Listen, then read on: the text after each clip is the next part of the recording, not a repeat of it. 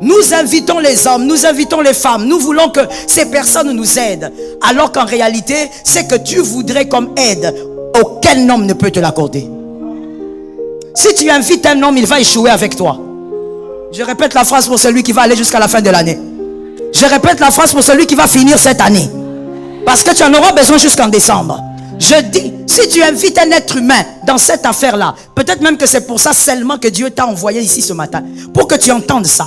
Si tu intéresses un être humain dans cette affaire, au lieu d'intéresser d'abord le Saint-Esprit, tu vas échouer avec lui. Vous allez échouer ensemble. Et tu vas dire, mais comment tu m'as induit en erreur? Pourquoi tu n'as pas usé de ton intelligence? Son intelligence ne pourra rien faire. La place du Saint-Esprit, on n'invite pas un homme. Quelqu'un peut m'aider à dire ça à son voisin? Tu sais des fois même pourquoi est-ce que ton mari ne change pas? Parce que tu crois qu'il peut changer par lui-même. C'est pourquoi tu es même fatigué de prier pour lui. Voilà pourquoi ta femme ne change pas. Parce que certains changements, il faudrait que le Saint-Esprit intervienne. Mais en même temps, tellement que c'est un bon maître, c'est un bon leader, le Saint-Esprit ne vole pas, n'extirpe pas votre responsabilité. Le Saint-Esprit vous laisse rester responsable. Votre part, il vous laisse le faire. Il vous montre le chemin, mais il vous pousse à faire votre part. Mais tu ne dois pas oublier qu'avant de faire même ta part, tu dois écouter l'enseignant. Est-ce que quelqu'un m'entend correctement? Il faudrait que ce matin, tu entres dans un autre couloir. Dans un couloir où tu pourras évidemment échouer de temps en temps parce que tu es humain, tu es perfectible. Mais tu entres dans un couloir où tu vas entendre le leader. Tu vas entendre le Saint-Esprit. Quand je dis leader, je parle du Saint-Esprit. Où tu vas l'écouter à chaque pas de ta vie. Est-ce que quelqu'un m'entend? Est-ce que tu sais, et d'ailleurs ça c'est parmi les choses aussi, parmi les choses les plus importantes de la destinée, même pour donner à ton enfant le nom, est-ce que tu sais que tu dois écouter le Saint-Esprit? Voilà pourquoi vous avez donné de noms à vos enfants qui n'ont rien à voir avec leur destinée. Rien à voir.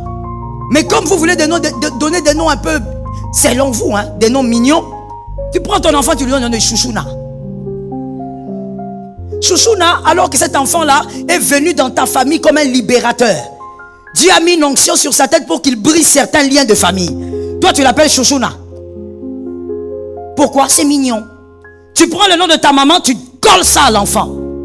Alors que l'enfant a une autre destinée, rien à voir avec ta mère.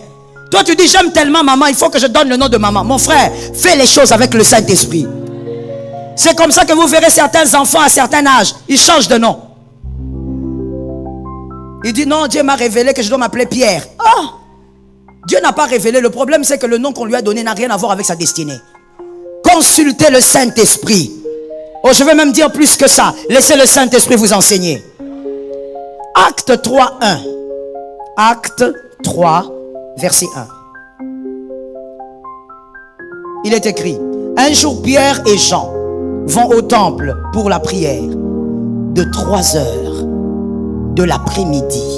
Je reprends cette écriture parce que je voudrais t'expliquer quelque chose que je vois là-bas. Un jour Pierre et Jean vont au temple pour la prière de 3 heures de l'après-midi. Que quelqu'un me dise la prière. Quelqu'un m'a dit avec autorité la prière. Quelqu'un l'a dit avec beaucoup de force la prière. Mon frère, ces hommes-là, c'était des hommes qui avaient vécu avec Jésus 3 ans et demi. Des personnes formées par Jésus lui-même, c'est-à-dire, en d'autres termes, formées par Dieu lui-même. Parce que Jésus était 100% Dieu. Formés par Dieu lui-même, ils ont vécu avec lui, ils ont vu des choses avec lui et ils ont été fidèles, Jean et Pierre. Mais ces personnes vont quand même au temple pour la prière. Ces personnes vont quand même au temple pour respecter les heures de prière. Si c'était toi et moi, on dirait, je n'ai même plus besoin d'aller là-bas. Moi, j'ai vécu avec lui-même. Je vais aller à l'église faire quoi? Il a l'onction sur ma tête. J'ai la clé. Moi, je vais aller prier en retraite. Je vais à Mangengue seul. Je vais me concentrer. Je n'ai plus rien à faire avec eux. Je ne peux pas me mélanger avec eux. Ces deux personnes ont compris que malgré tout, il fallait respecter les principes de la prière. Je dis à une personne, la prière est une puissance. Cet amen est pourri. Je dis, la prière est une puissance. La prière est une énergie. La prière est le carburant des enfants de Dieu. Quand quelqu'un n'aime pas la prière, oh, je vais te choquer et j'assume ce que je dis. Quand quelqu'un n'aime pas la prière, soit tu es magicien, soit tu es occulte, soit tu es dans des rites coutumiers, soit encore tu es ignorant. Un élu ne peut pas ne pas aimer la prière. Pourquoi? Parce que la prière est la seule chose qui te permet de te connecter avec l'invisible. Est-ce que quelqu'un m'entend très bien? Est-ce que quelqu'un me comprend bien? Lorsque le Saint-Esprit vit en toi, c'est bien. Mais la prière permet d'activer certains modes. Là, ça tombe sur celui qui a entendu là.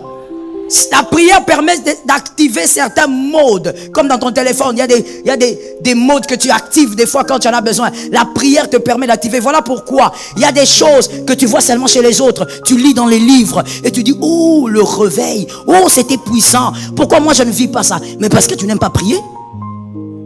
Toi, tu crois que la puissance se manifeste gratuitement? La puissance a un chemin. Je répète ça encore. La puissance a une voie. Voilà pourquoi tu as des enfants chez toi. Mais tes enfants, tout ce qu'ils font, c'est regarder les dessins animés, c'est regarder même des fois des films qui n'ont rien à faire avec leur âge et s'insulter entre eux, danser la musique païenne. Tes enfants, hein, dansent la musique païenne. Ils sont déjà dans le monde bien même, alors que toi, parent, tu pries. Alors que dans une autre maison à côté, les enfants de 5 ans parlent en langue. Dans une autre maison à côté, l'enfant de 8 ans dit, maman, je fais un rêve, regarde mon rêve. Le Seigneur est venu à parler à cet enfant. Toi, dans ta maison, il n'y a rien du tout. Pourquoi? Vous n'aimez pas la prière. La prière vous connecte au surnaturel. Ça tombe sur celui qui a entendu. La prière vous connecte au... C'est comme un téléphone déchargé. C'est ton téléphone. Qui a déjà eu un téléphone déchargé ici? Ok. Tout le reste, c'est toujours chargé. Vous êtes addict, hein? C'est extraordinaire, ça. Comment quelqu'un peut avoir un téléphone toujours chargé? C'est que tu es dépendant. J'espère que ce n'est pas une drogue pour toi. Par exemple, alors que tu l'as que dans ton téléphone et le téléphone est déchargé. Des moments désagréables. C'est là que tu vas devenir jaune. Ça veut dire que tu regardes ton téléphone, tu te fâches contre ton téléphone, mais ce n'est pas de sa faute. Qui a capté? Qui n'a pas capté? Je reprends ça. Tu te fâches contre le téléphone alors que ce n'est pas de la faute du téléphone. Le téléphone, lui, t'aide à faire ce que tu dois faire. Mais qui le charge? C'est à toi de prendre et de charger. Alors des fois, moi, pour vous peut-être pas, mais moi ça m'est arrivé trop de fois. Je suis là, je suis énervé contre mon téléphone. Je cherche, je dis mais pourquoi il n'y a même pas un peu de charge? Pourquoi il n'y a pas un peu? Parce que j'ai besoin de sortir mon billet. Parce que voilà, on a déjà commencé à appeler. C'est déjà l'embarquement. Et moi je suis en train de me tuer là à chercher mon billet. Et à un moment donné, tout ce que je cherche en ce moment-là, c'est quoi? Tu n'as pas bien répondu. Prise. La manière dont je vais chercher la prise. Comme c'était moi qui avais construit cet aéroport-là. Je commence à me plaindre. Mais pourquoi il n'y a pas de prise ici? Ça, c'est quel genre de pays? Il faut venir dans notre propre aéroport, là, tu vas voir des choses. Je cherche la prise. Pourquoi? Je voudrais que ça soit chargé. J'ai un document à sortir. Mon frère, plusieurs fois, tu as demandé à Dieu des choses. Les anges t'ont regardé. Ils ont dit, tu es lobat.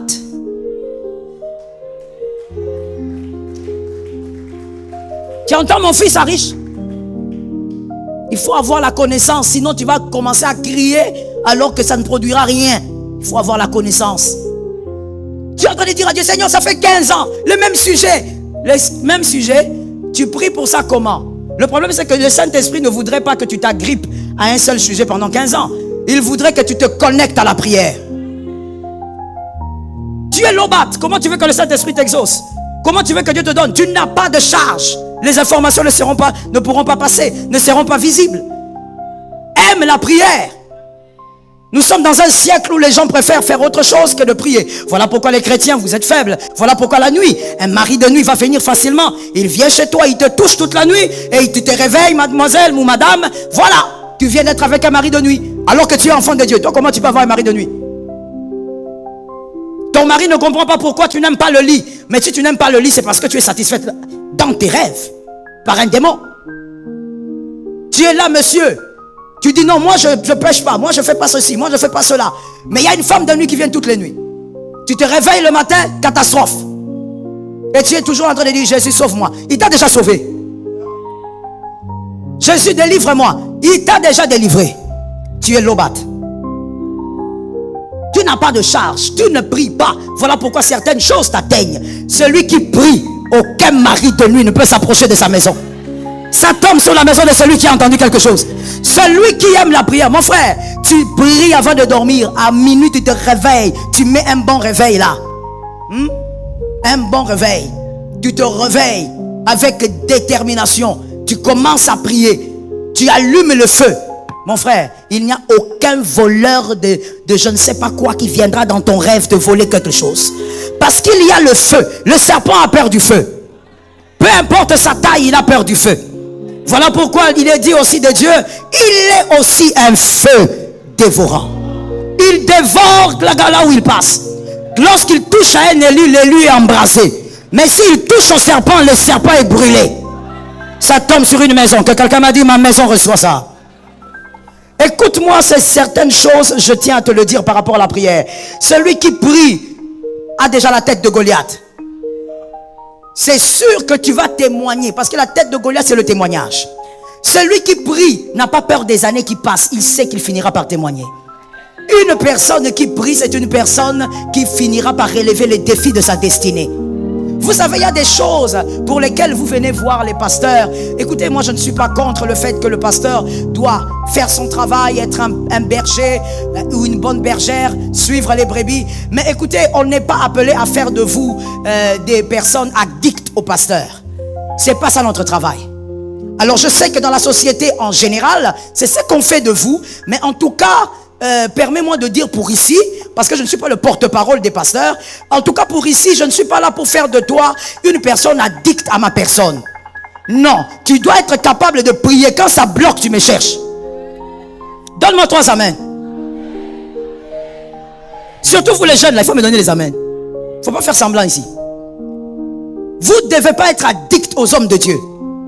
Ou quand tu as des coliques, quand tu as des headaches, thank you. Tu as des maux de tête, tu prends, où est pasteur Joël? Pasteur, j'ai mal à la tête, au niveau gauche, du côté droit, derrière. Mon frère,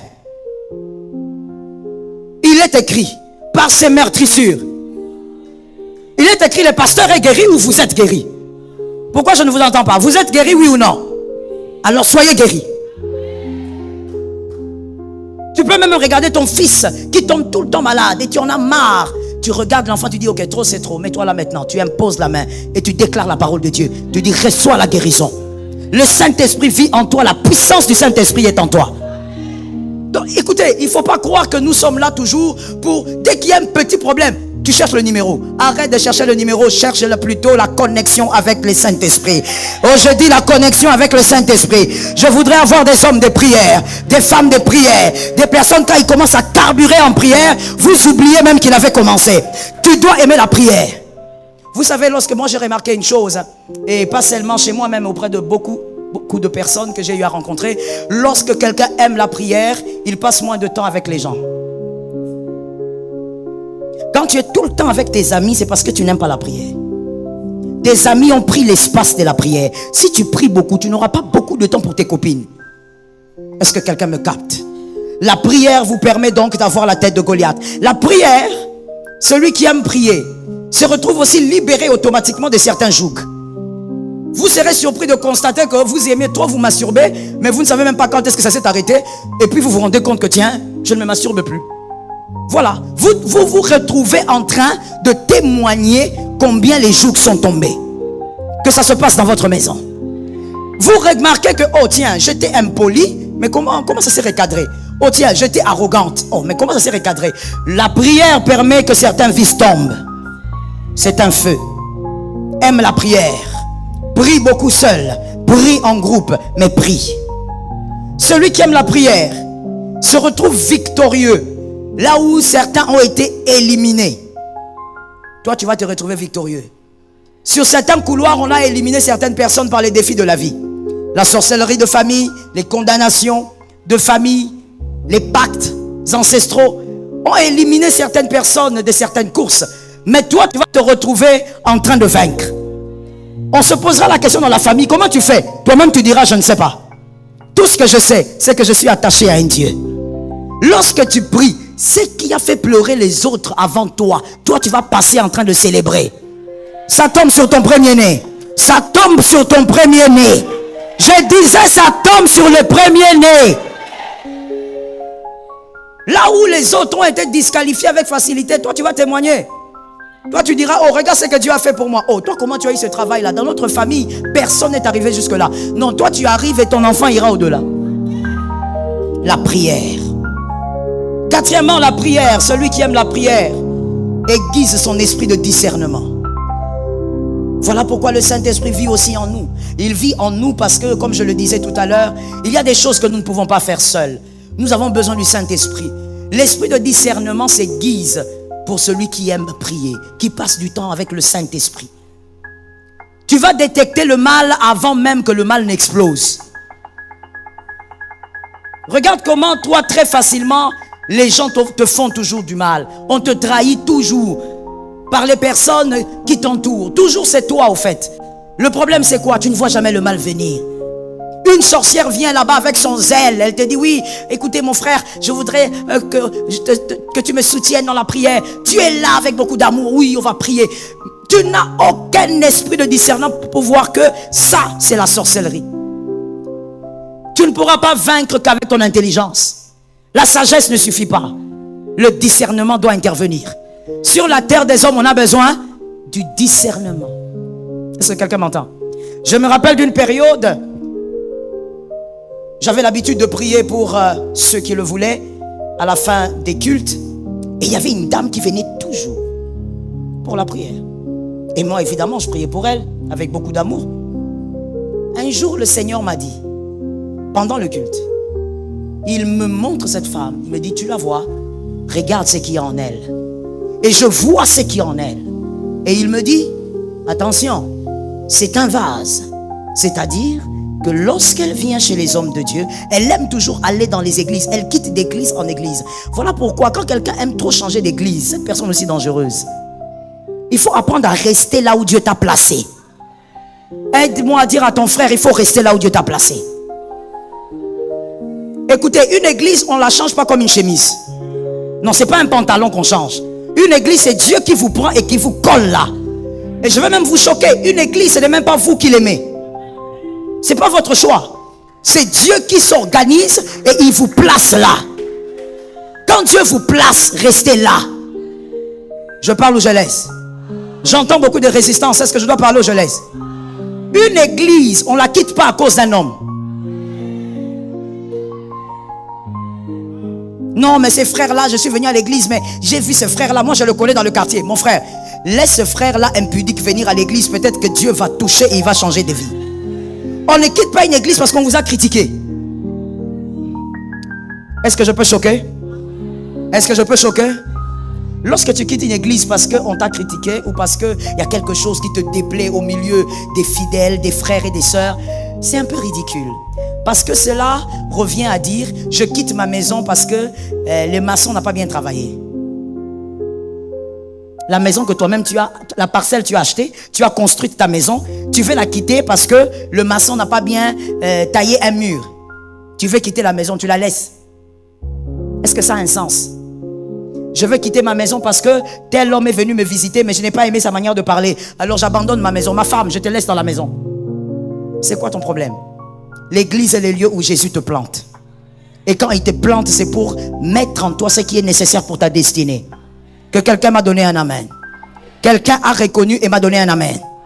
Là où Dieu te plante, on ne quitte pas à cause des hommes, on est connecté à Dieu. Ce que les hommes font dans l'église, tu dis Seigneur, regarde ce que les hommes font et traite ton église. Moi je suis ici à cause de...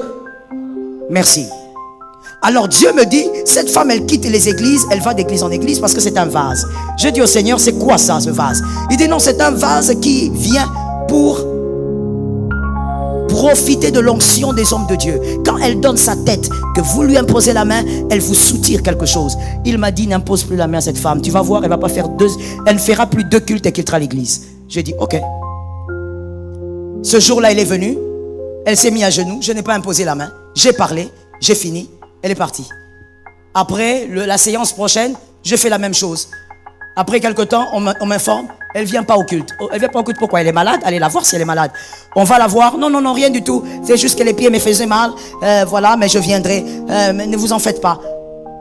Après quelques mois, la personne ne vient pas, comme le Seigneur avait dit. Pourquoi? Parce qu'elle avait un pouvoir occulte, diabolique. Mais si tu n'as pas l'esprit de discernement, c'est toi qui seras là en train de dire, ouh, cette maman, elle est très serviable. Ouh, cette maman. Vous savez, quand vous avez l'esprit de discernement, certains cadeaux, vous les refusez. Je veux parler aux pasteurs et aux jeunes serviteurs, si vous êtes là. Il faut m'écouter. Certains cadeaux, on les refuse. On ne prend pas tout. Et on ne prend pas tout, ce n'est pas par rapport à votre besoin. C'est par rapport au Saint-Esprit. L'esprit de discernement qui va grandir en toi. La Bible dit, les présents corrompent le cœur. Fais attention. Lorsque tu n'as pas l'esprit de discernement, on va t'introduire le mal dans ta maison, dans ton foyer, par un présent, et tu ne le sauras pas. Ça va détruire toute ta vie. Que l'Éternel t'épargne au nom de Jésus. Que Jésus est guidé. Acte 3, 2. Acte 3, 2 à 4. Acte 3, 2 à 4. Pierre est devant ce paralytique parce que Pierre et Jean sont allés au temple pour prier. Et à la porte appelée la Belle, il y avait donc un paralytique qu'on déposait tous les jours. Et celui-là qui demandait, qui mendiait. Et Pierre dit à cet homme, regarde-nous. C'est la phrase que j'aime le plus dans ce récit. J'aime cette phrase plus que la guérison de cet homme. Il dit, regarde-nous. Il est en train de dire, mendiant, regarde-moi Pierre, regarde mon frère Jean. L'homme, la Bible dit, l'homme les regarda fixement. Il était sûr que ce jour-là, il allait avoir beaucoup d'argent. Alors que le but de Pierre était tout autre. Il dit, regarde-nous. Et ensuite, une phrase étrange vient suivre. Je n'ai ni or, ni... Mais qu'on te regarde, pourquoi alors? J'aime cette phrase-là. Regarde-nous parce que nous n'avons rien. Regarde-nous parce que nous ne pouvons pas t'aider. Regarde-nous bien, nous ne sommes que humains, comme toi. Alors nous ne pouvons pas t'aider. Celui qui pourra t'aider vient d'autre part. Celui qui pourra t'aider, c'est celui que nous avons reçu. Est-ce que quelqu'un m'entend? C'est comme ça qu'il peut dire, je n'ai ni or ni argent, mais c'est que j'ai. Il a eu parce qu'il a reçu. En d'autres termes, moi être humain, je n'ai pas la solution à ce genre de problème. Moi humain, je n'ai pas la solution à ce genre de problème. Mon frère, ton problème c'est pas un homme. Ah, ça tombe sur quelqu'un qui est là-bas. Ton problème c'est pas un homme qui va le résoudre. Ah, efface un peu le tableau de ces hommes que tu as mis dans ta tête. Non, ce médecin-là va faire quelque chose. Le médecin-là ne fera rien. Sur ce tableau-là, aucun médecin ne va faire quelque chose. Il faut faire intervenir l'homme de Galilée. Il faut que le Saint-Esprit vienne intervenir. Il dit, je n'ai ni or, ni argent. Ce que j'ai, en réalité, ce que j'ai reçu, je te le donne. Qu'est-ce que j'ai? J'ai le Saint-Esprit. Oh my God. Celui qui a reçu le Saint-Esprit, c'est celui qui peut faire des choses surnaturelles. Et je dis à un homme, ne regarde plus les hommes, regarde le Saint-Esprit. Après ces cultes, regarde le Saint-Esprit. Le lundi, tu as des rendez-vous. Il y a des gens qui t'attendent. Tu as des rendez-vous d'affaires. Ne regarde pas cet homme que tu vas rencontrer. Le Saint-Esprit. Si tu mets ton espoir ou ton espérance en cet homme-là que tu vas rencontrer au bureau, ce n'est pas une prophétie, hein? C'est juste une évidence. Tu vas échouer. Tu n'es pas un païen. Toi, tu es enfant de Dieu. Comme tu es enfant de Dieu, tu vas fonctionner selon les principes du Saint-Esprit. Si tu regardes à un homme, la Bible dit, maudit soit celui. Oui, il y a des gens qui n'ont pas compris, qui ont dit, oh, ça veut dire que même quand on se confie auprès d'un pasteur, c'est mauvais. La Bible a dit maudit. Non, il faut lire dans plusieurs versions et comprendre aussi le texte original. La Bible est en train de dire simplement, maudit soit celui qui met sa confiance. Toute sa confiance, il met en l'homme.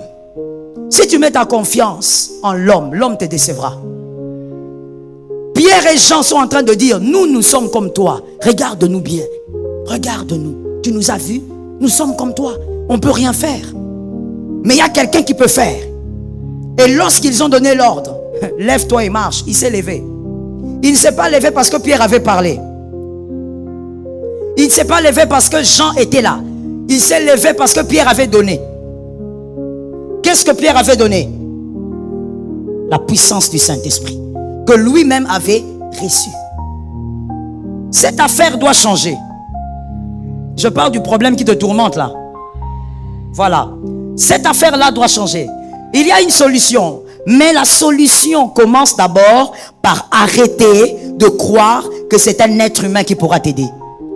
Aucun être humain ne pourra t'aider. Pour ce problème-là, invoque le Saint-Esprit. J'aime ta foi. Je voudrais que quelqu'un m'entende bien parce que je suis sur le point de finir. Écoute-moi très bien.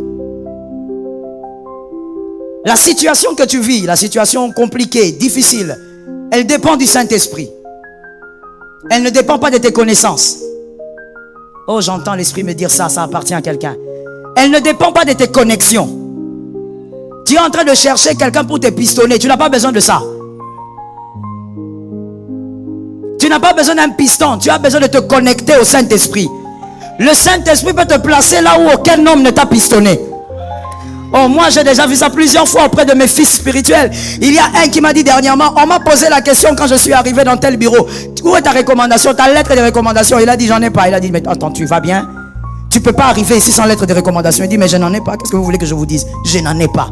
Oh, donc tu es arrivé comment? Je suis arrivé parce que tel m'a demandé de venir tel jour, tel autre aussi m'a envoyé chez tel aussi m'a envoyé. Et puis je suis arrivé devant vous. Je n'ai pas de lettre. Et puis moi je lui ai dit, mais toi aussi fils, tu as raté. Tu as raté de mettre la balle dans le poteau. Il faut être comme Messi. Quand le ballon est là, ça ne rate pas. Est-ce que quelqu'un m'entend bien? Je suis désolé pour toi si ce n'est pas... Je suis désolé, hein? Chacun avec son chacun. À moi, comme Messi est devant le ballon, je peux même donner le dos. Je sais que le but là va entrer. Hein? Ce n'est pas comme certains façon. Je sais que le but va entrer. Je lui ai dit, tu as raté de faire entrer le but. Il m'a dit, oh maman, mais comment ça? J'ai déjà eu même le travail. J'ai dit, mais tu as eu le travail, mais il fallait dire. Celui qui m'a recommandé n'est pas un homme. Celui qui m'a amené, ça localise les hommes de foi. Ça localise les hommes intelligents. Celui qui m'a amené n'est pas un homme. Je suis arrivé ici par la main de Dieu. Dieu aime être glorifié. Oh, il ne faut jamais avoir honte de dire aux hommes que c'est Dieu qui m'a amené ici. Il ne faut jamais avoir honte de dire que moi, si j'ai eu ce poste, c'est à cause de Dieu. Ce n'est pas à cause des hommes. Parce que n'oublie pas, toute élévation attire le vent violent. Il n'y a pas de sommet sans vent violent. Quand tu arriveras là-bas, il ne suffit pas de dire je suis arrivé, il faut que Dieu te garde là-bas. Il y a des gens qui voudront t'empoisonner. Il y a des gens qui voudront te tuer. Il y a des gens qui voudront t'assassiner. Mais il y a un Dieu qui t'a amené là-bas. Le Dieu qui t'a amené là-bas, c'est le Dieu qui te protégera. Ça localise ta maison. Le Saint-Esprit, c'est lui qui changera cette situation. Écris avec moi. Je te donne les 5 attitudes à avoir si tu veux que le Saint-Esprit agisse. Ne sors pas de ces cultes sans retenir même 2. Et si tu es intelligent, retiens les 5. Ne sors pas de ces cultes sans ça. Les 5 attitudes à avoir si tu veux que le Saint-Esprit agisse, réponde. Premièrement,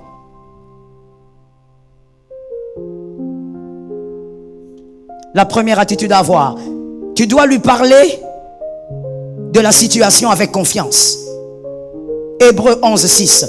Parle-lui de la situation avec confiance. Hébreux 11:6. La foi. Il est impossible de lui être agréable sans la foi. Quand tu parles au Saint-Esprit, ne lui parle pas comme quelqu'un qui ne croit pas trop que ça va marcher. Non. Confiance au Saint-Esprit. Tu sais que ça va marcher. Une demande mal formulée produit le désintéressement. Retiens ça pour ta vie. Une demande, même auprès d'un être humain, une demande mal formulée crée le désintéressement. Même si tu viens chez moi, tu me demandes de faire quelque chose, mais tu ne formules pas bien ta phrase, tu es en train de t'embrouiller toi-même. Je veux me désintéresser à ce que tu diras. Alors fais attention. Lorsque tu parles au Saint-Esprit, crois qu'il agira. Constate que tu crois qu'il agira. Deuxième chose, manifeste la confiance. Manifeste cette confiance, que l'on voie que tu as confiance au Saint-Esprit. Brise l'inquiétude, brise la tristesse, brise l'angoisse, vis dans la confiance. Toutes ces choses-là, brise-les. Refuse de pleurer pour la situation, dis c'est fini. Je ne pleurerai plus pour ça. Cette affaire, c'est fini. Même si devant moi ça continue, je dis je ne pleurerai plus pour ça. Brise la tristesse. Le diable aime la tristesse. Le diable aime l'inquiétude. Le diable aime la peur. Parce que ça ôte la foi. Quand tu n'as pas la foi, même si tu pries pendant des heures, tu seras une cymbale qui retentit.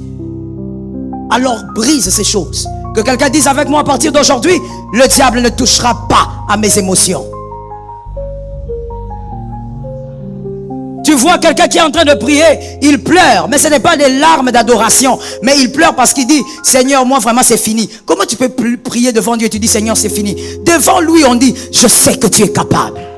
Dieu est capable de faire tout ce qu'il dit. Tu dois manifester. Écoutez, j'ai aimé la parole de cette écriture qui dit, montre-moi ta foi. C'est Jacques, j'aime Jacques. Montre-moi ta foi sans les œuvres. Moi, je vais te la démontrer par les œuvres. Arrête de dire je crois. On doit voir que tu crois. On doit voir que tu sais que Dieu est là. Tes enfants doivent sentir que tu crois que Dieu agira. Ton attitude. Tu ne peux pas prier puis tu viens auprès des enfants, tu es triste, tu pleures, voilà. Je ne sais pas ce qui va arriver demain. Mon frère, ne pas savoir ce qui va arriver demain n'est pas le problème. L'essentiel c'est de savoir qui tient le lendemain.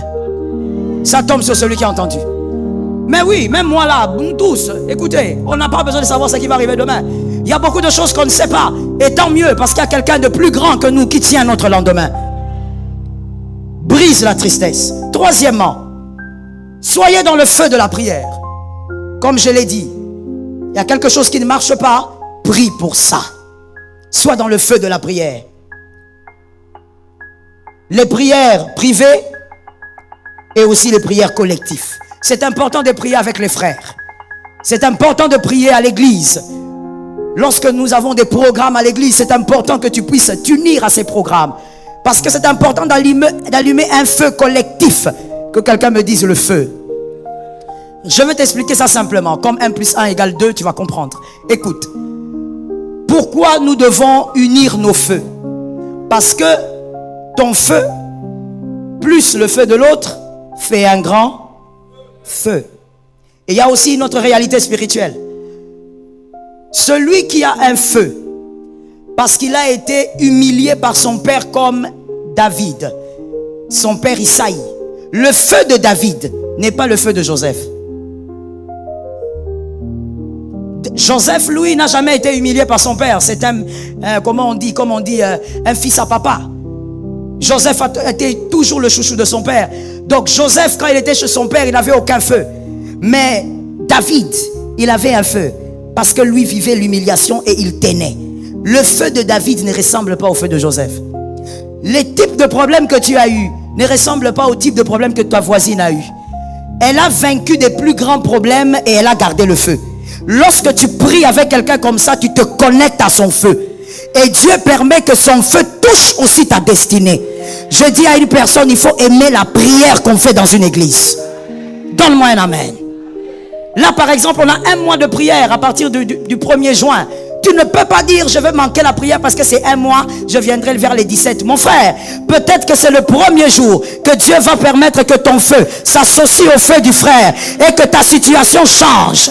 Donne un amen de quelqu'un qui entend. La prière collective est importante. Il y a une onction collective aussi qui se manifeste, qui ne va jamais se manifester dans ta chambre, qui ne va jamais se manifester même si tu vas seul à Mangengenge. D'ailleurs, Dieu n'est pas sur une montagne, Dieu il est partout. On ne se focalise pas que sur un lieu, Dieu est partout. Je dis à une personne, prie en privé et aime aussi les prières collectives. C'était le 40e point. Alright. 4e, n'écoutez pas les langues venimeuses.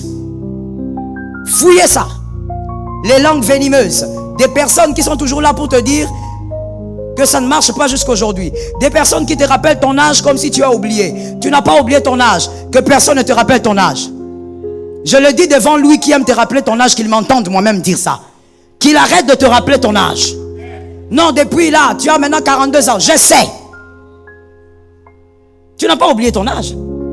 Mais depuis là, maintenant tu as 55 ans. Comment ta vie? Ma vie a fait quoi? Ta vie n'est pas la copie de la vie de ton frère. Ta vie n'est pas la copie de la vie de celui qui est derrière. Alors qu'il arrête de te rappeler ton âge tout le temps. Les langues venimeuses qui sont là pour te dire, mais cette église-là, depuis que tu es là-bas, tu vis quoi? Mais mon frère, est-ce que tu sais même pourquoi on va à l'église? Quand tu poses à ton frère des questions comme ça, sais-tu pourquoi on va à l'église? On va pour aiguiser notre intimité avec Jésus, aiguiser notre connaissance avec Jésus. Et quand Jésus bénit, on acclame. Mais l'église n'est pas un restaurant.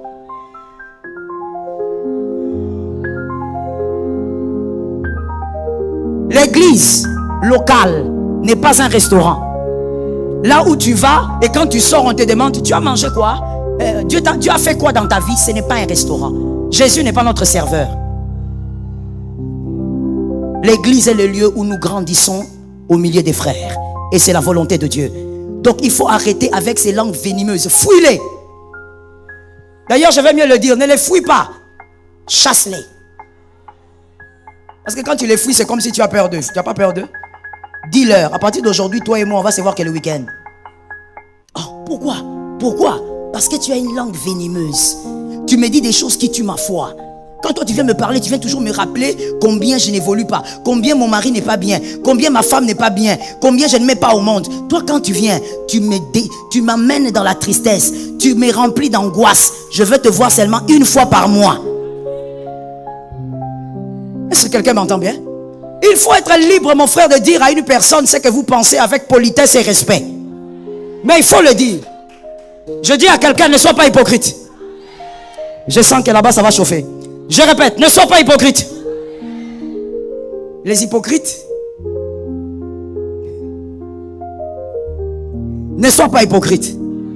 Sois capable de regarder quelqu'un dans les yeux et dis-lui, tu sais mon frère, depuis que je te connais, en réalité, tu ne m'as pas beaucoup aidé. Hein? Ce n'est pas une question financière, mais même me donner le courage dans ce que j'ai fait, tu fais rien. Tu es seulement là en train de me rappeler combien de fois j'ai échoué et combien ma famille... Vous savez, il y a des gens comme ça qui vous rappellent combien votre famille ne vous soutient pas. Mais monsieur, mademoiselle, madame, toi aussi, comment peux-tu laisser un intrus t'expliquer ou t'enseigner sur ta propre famille? Oh non, toi comme tu es comme ça, vraiment, les niveaux de tes frères, comment on ne s'occupe pas de toi? Avec tout l'argent que ta grande sœur a, ça te concerne. Hein? Comment tu peux laisser quelqu'un d'autre t'enseigner sur ta mère? Oh, ta maman, avec le niveau de connaissance qu'elle a, elle devait t'envoyer en Europe. Personne ne connaît ta famille mieux que toi. Dis à cette langue de vipère. Même Jésus avait dit race. Dis à cette personne, tu es une race de vipères. Et tu sais ce qu'elle va dire? Elle va dire, tu as dit quoi? Répète-lui ça. Toi, tu es une race de vipères. Quand tu es à côté de moi, je n'ai pas la foi. Quand tu es à côté de moi, même la prière que j'avais décidé de commencer, tu me décourages. Alors s'il te plaît, je veux te voir seulement à Noël. Est-ce que regarde ton exemple? Seulement à Noël. Fais aussi attention, je suis toujours dans le 4. Fais aussi attention, n'approche pas les fleurs vénéneuses. Il y a aussi des fleurs vénéneuses. Très belles fleurs, mais vénéneuses. Quand tu regardes la personne, l'apparence comme ça, tu sens qu'avec cette personne ici, vraiment, tu vas apprendre des choses. Alors que c'est une fleur vénéneuse, elle va te détruire. C'est une personne qui va te montrer d'autres voies que la voie de Jésus. C'est une personne qui va te dire, écoute, dans la vie, mon Dieu, j'ai entendu une femme dire ça, c'était en confessant en fait. Elle disait à sa copine dans le temps, tu sais, même les pasteurs nous enseignent, dans la vie, il faut savoir arracher. Il faut arracher. Tu arraches. Tu arraches. Quelqu'un a compris, hein? Les hommes intelligents ont compris.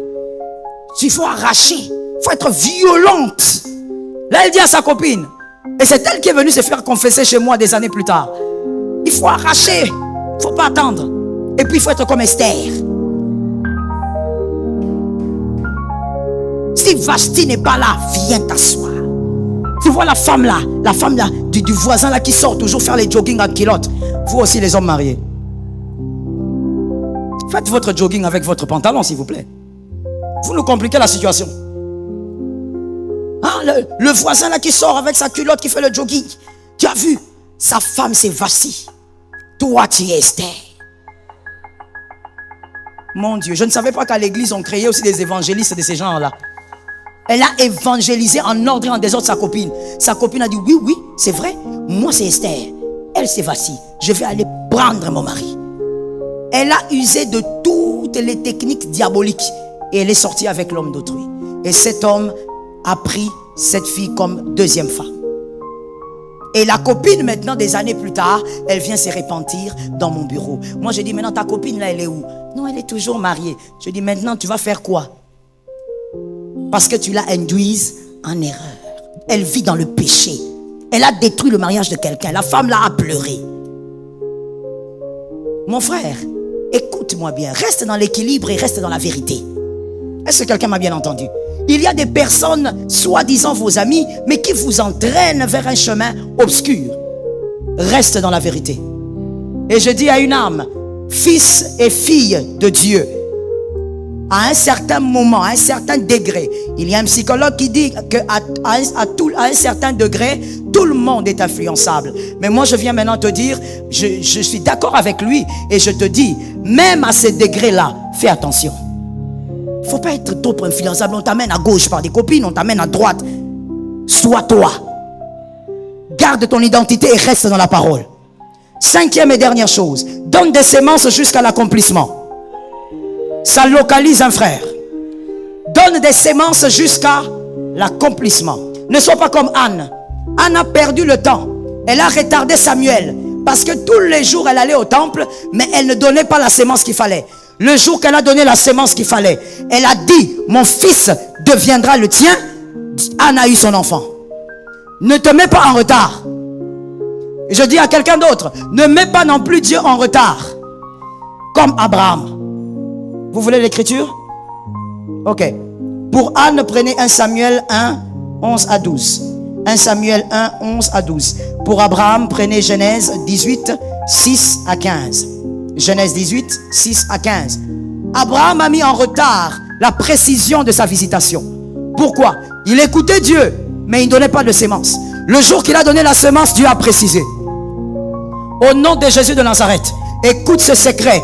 Un grand secret et un secret très puissant. Donne la sémence jusqu'au jour où tu donneras l'action de grâce. Qui a entendu ce que j'ai dit? Il y a des gens qui ont écouté mais n'ont pas entendu. Je reprends. Donne la sémence jusqu'au jour où tu donneras l'action de grâce. Quand on donne l'action de grâce, c'est pour dire j'ai reçu, mon témoignage est là. Donne la sémence jusqu'à l'accomplissement. Ne sois pas comme Abraham. Abraham, il entend Dieu, il ne donne pas. Le temps passe, les années passent. Le jour où il donne, Dieu lui donne la précision. L'année prochaine, à la même époque, tu porteras le bébé. Je dis à quelqu'un, quand tu as des défis qui te dépassent, tu ne comprends rien, donne la sémence jusqu'au témoignage. Que les paniers là connaissent ton nom. Même lorsque tu vas au travail, écoutez, on n'a pas besoin d'un culte pour donner sa sémence. Même lorsque tu vas au travail. Moi, j'ai vécu un miracle par la grâce de Dieu.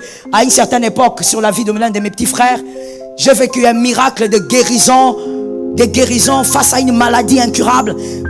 Le jour où j'ai donné la sémence, parce que je donnais la sémence toutes les fois que je pouvais. Le jour où j'ai donné la sémence, et je crois que dans cette période-là, Dieu a opéré le miracle. C'est le jour où il n'y avait personne à l'église. J'étais venu faire autre chose. Je suis entré dans le temple. Je me suis mis à genoux sur les marches. J'ai parlé à Dieu et j'ai déposé la sémence dans le panier. Vous n'avez pas besoin qu'il y ait culte. Même quand tu vas au travail, tu peux t'arrêter. Tu dis, je cherche les paniers. Parce qu'il y a quelque chose que je dois prendre là-bas. Quelqu'un a entendu quelque chose?